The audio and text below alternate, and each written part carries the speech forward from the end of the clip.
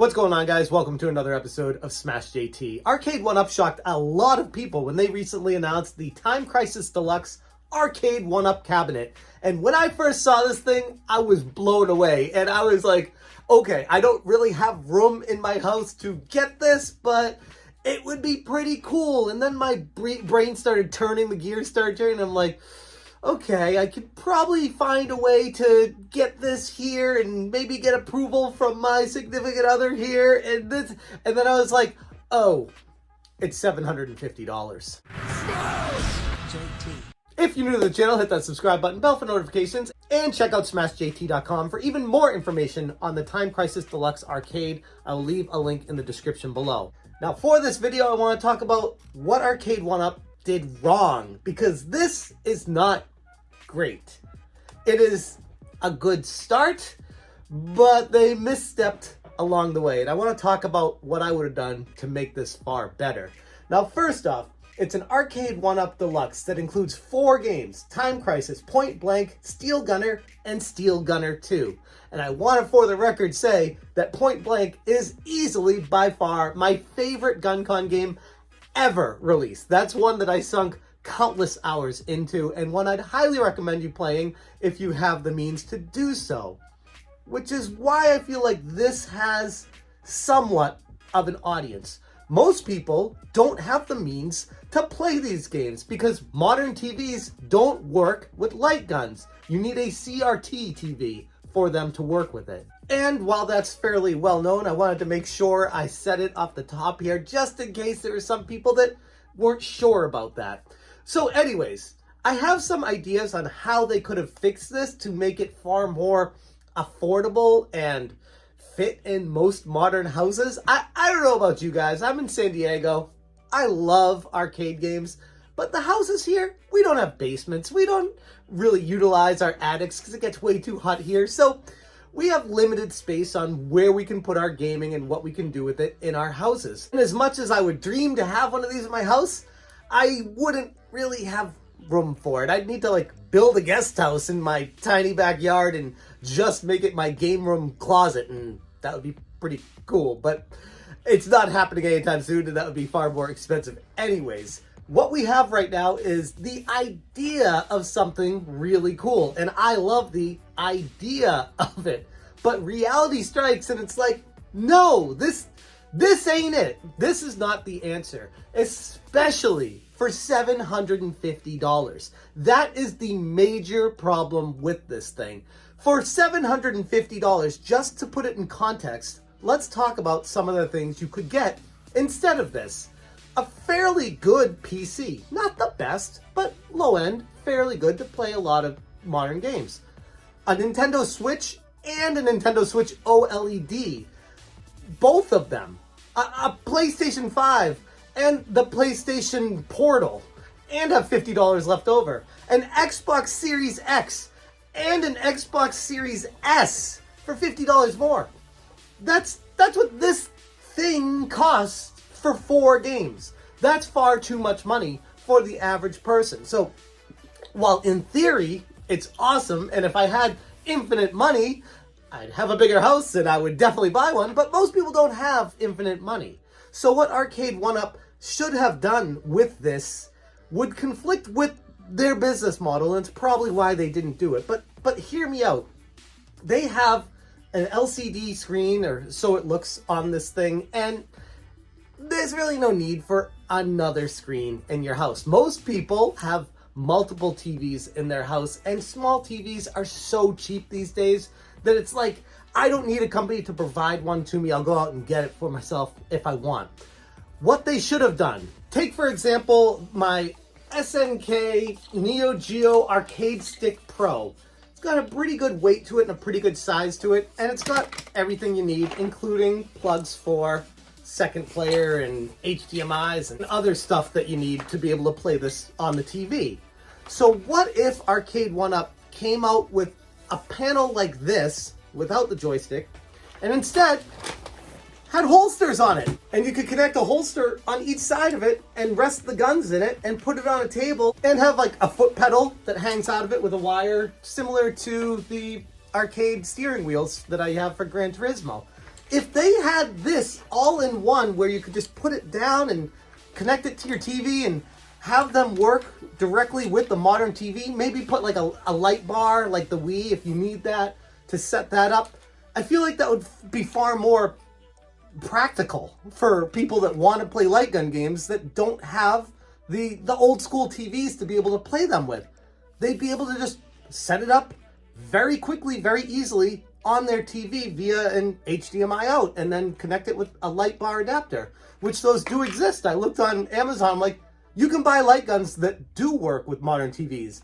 These ones don't. I don't know if there are adapters for them or whatever, but that's neither here nor there because you'd be buying the console from Arcade1Up that included the guns that would be fit to work on a modern TV. These things are awesome. With all that being said, instead of the price point of $750, you could get something like this and have it be like 150 bucks. Maybe 200 if they wanted to start it off up there and then put it for sale for 150 on like Black Fridays and stuff like that. But 150, $200, everything all said and done, two light guns, working on your own TV, wherever you want in your house where you don't need to make room for this. It would have been far more practical and affordable, and I don't know. I feel like that's something that I would have much rather been able to get and have in my house. The other thing that this is really missing is it's got Time Crisis and Point Blank. Where's Time Crisis 2, Time Crisis 3, and most importantly, Point Blank 2? Why does it have Steel Gunner and Steel Gunner 2? That's just, it's such a weird selection of 4 games, and I feel like they could have included a whole slew of games in this. It's almost like they did this on purpose to be able to make a second cabinet with Time Crisis 2 and 3, Point Blank 2, and other guncon games as well, so that people are like, oh, I can get both of these machines and take up half my house with all these guncon. It's like, no, we don't need all this junk. I understand there are people that love Arcade1Ups, and to you guys, I'm happy that you're happy. But for the rest of us that don't have the room for one of these, but would love the convenience of modern day updates and be able to play them on modern TVs, Arcade1Up, big swing and a miss on this. I feel like that was an opportunity for the taking, and instead they fell back on what they do all the time, and that's making the actual arcade unit instead of making something far more practical that they could have kind of adjusted their business into other areas instead of just these gigantic monoliths of arcade cabinets. But again, for those that like them, I get it. There's a whole following. If I lived somewhere in like the middle of the country, had a basement, had all this room, I'd be all about getting these. I'm not knocking people that want them. The price point is a huge detractor from it. The size of it, the everything, the problems I've heard with Arcade1Up, the returns, the issues with dealing with customer service, everything's just a major turnoff when it comes to a very expensive unit. I would have a tremendous amount of hesitation in putting $750 plus tax into this thing. We're talking in California, the tax would be over $800 to get this thing in your house. And that just at the end of the day makes no sense. I get it. It's heavy, it's big, the shipping costs, the parts, everything that goes into it. I get that it's expensive. And I feel like Arcade1Up had a big swing and a miss with this by going this route instead of making something far more conducive to the environment of people's homes and being able to still get the arcade experience on their TVs.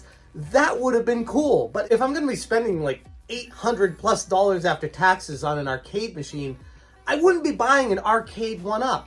This is now getting into the realm of the actual arcade units cost $900, $1,000. Hell, sometimes you can see them on sale when people try to get rid of them for under the price of this. So it's funny to me that there's this cult following for Arcade1Up that just falls for this every time when you don't need that. And the way that they held back so many titles on this thing, and they're charging an arm and a leg, like $750 is too much money for what this is. I feel like the idea is fantastic. The thought process, the mentality, I get it. But when they started approaching these prices, it gets into the Homer Simpson creating a car type theme instead of something functional and conducive to the environments that people live in. And in this case, I feel like they just missed the mark. It is cool though. It is. It's too much money for what it is.